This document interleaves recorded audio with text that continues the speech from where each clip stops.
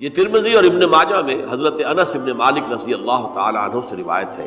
ہمارا channel subscribe کرنا اور نوٹیفیکیشن بیل آن کرنا نہ بھولیے گا تاکہ ہمارا رابطہ برقرار رہے۔ حضور نے فرمایا کل بنی آدم خطاؤون وخیر الخطائین التوابون، تمام بنی آدم خطا کار ہیں، خطا کار بھی نہیں، بہت خطا کار ہیں، بہت خطا کار ہیں، لیکن ان خطا کاروں میں بہتر لوگ وہ ہیں کہ جو خوب توبہ کرتے ہیں، غلطی ہو گئی توبہ کرتے ہیں۔ اور ایک اور حدیث میں آپ کو بتاؤں گا کہ یہ نہیں ہے کہ پھر کبھی وہ غلطی نہ ہو، اس وقت آپ یہ لگا لیں اپنے اوپر یہ کام میں نے نہیں کرنا، اور ایک دفعہ وہ کام چھوڑ دیں تو توبہ ہو گئی۔ پھر اگر کچھ عرصے کے بعد پھر کہیں آپ جذبات کی رو میں بہہ گئے، پھر کہیں کوئی برے اثرات جو ہے وہ پڑے، پھر غلطی، کوئی بات نہیں، پھر توبہ، پھر ہو گیا، پھر توبہ کرو۔ تواب اسی لیے کہا بار بار توبہ کرو۔ تو کل بنی آدم خطاؤون وخیر الخطائین التوابون۔ دوسری حدیث یہ بھی ابن ماجہ اور بہقی میں ہے، حضرت عبداللہ ابن مسعود رضی اللہ تعالی عنہ، التائب من الذنب کمن لا ذنب له، گناہ سے توبہ کرنے والا ایسے ہے جیسے اس نے کبھی گناہ کیا ہی نہیں۔ دھل جاتی ہے، تختی دھل گئی، بچے نے تختی لکھی تھی اس کو دھو دیا، ختم ہو گئی۔ ایک حدیث تو پڑھ کر میں بھی چونکا، یہ اصل میں اسلوب ہے بیان کا، بتانے کے لیے کہ تمہارے دلوں کے اندر مایوسی کا غلبہ نہ ہو جائے۔ مایوس اصل میں جو ہے مایوسی یہ ابلیسیت ہے، نوٹ کر لیجئے اس کو۔ مایوسی ابلیسیت کا عکس ہے۔ مبلس کہتے کسے؟ جو مایوس ہو گیا۔ ابلیس سب سے بڑھ کر مایوس جو ہے وہ ابلیس ہے۔ اسے معلوم میرا چھٹکارا تو نہیں ہے، لہذا میں جتنوں کو اپنے ساتھ لے کر جہنم میں جھونک دوں یہی میری کمائی ہے، میں نے تو بچنا نہیں۔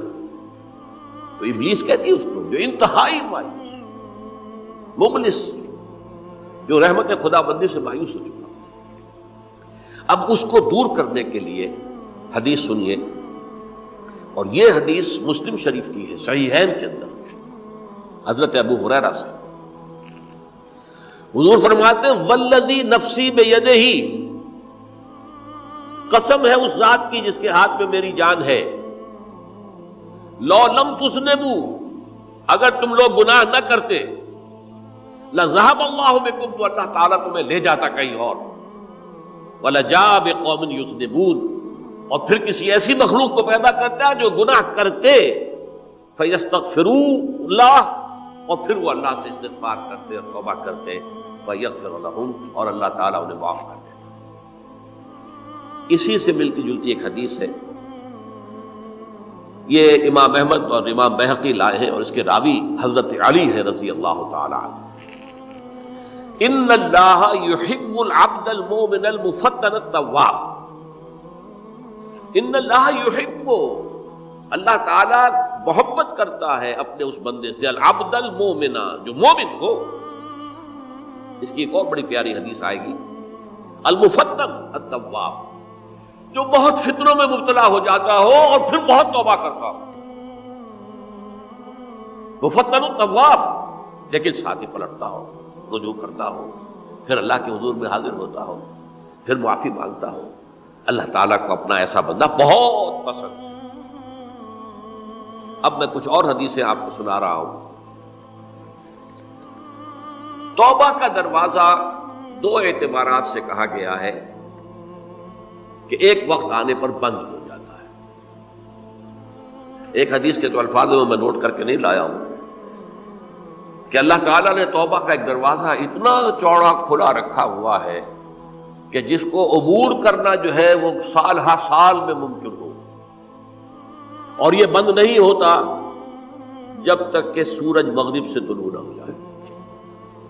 یہ قیامت کی جو آخری، قریب قیامت کی جو آخری نشانیاں ہیں ان میں سے وہی حدیث میں آپ کو سنا رہا ہوں، عن ابی ہریرہ رضی اللہ تعالی عنہ، اور یہ مسلم شریف کی روایت ہے۔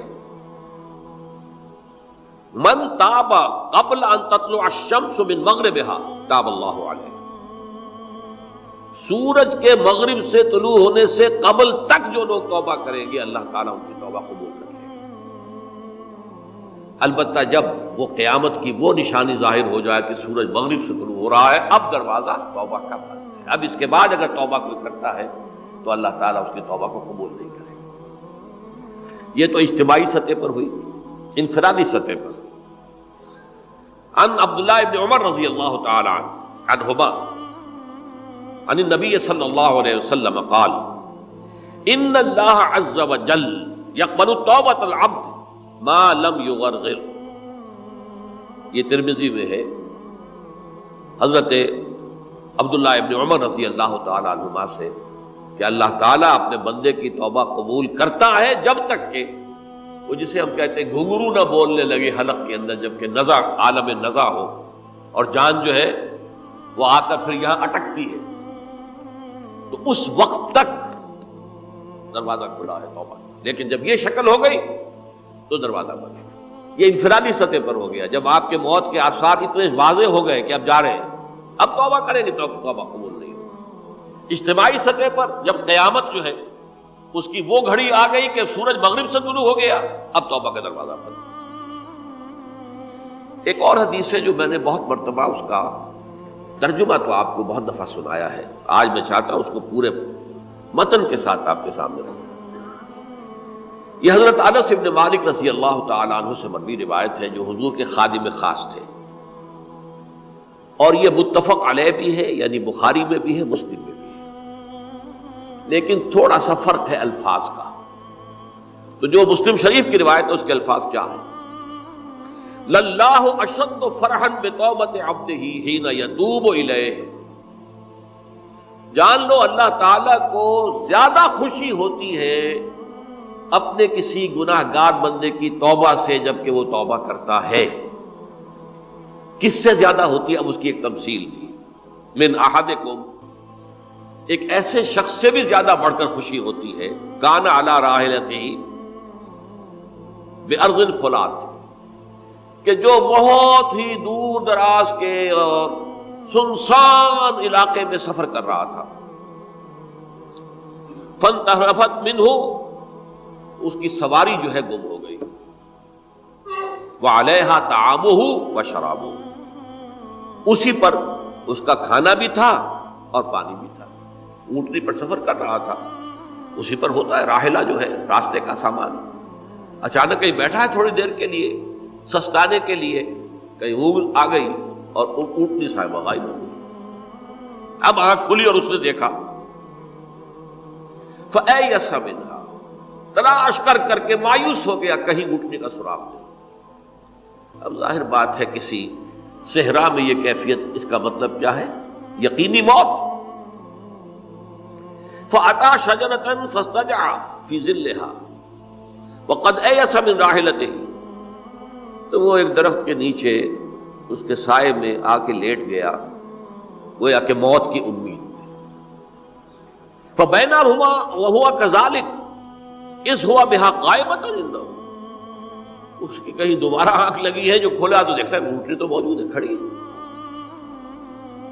تو وہ فوراً اس کی وہ جو رسی ہے وہ پکڑتا ہے، فَأَخَذَ بِخِتَامِهَا ثُمَّ قَالَ مِن شِدَّةِ الْفَرْقِ، اب جو اسے مسرت ہوئی اس کا آپ اندازہ کر سکتے ہیں، ایک یقینی موت کا معاملہ آ چکا تھا، اور اچانک اللہ تعالیٰ نے وہ کھوئی ہوئی اونٹنی جو ہے وہ واپس دلا دی۔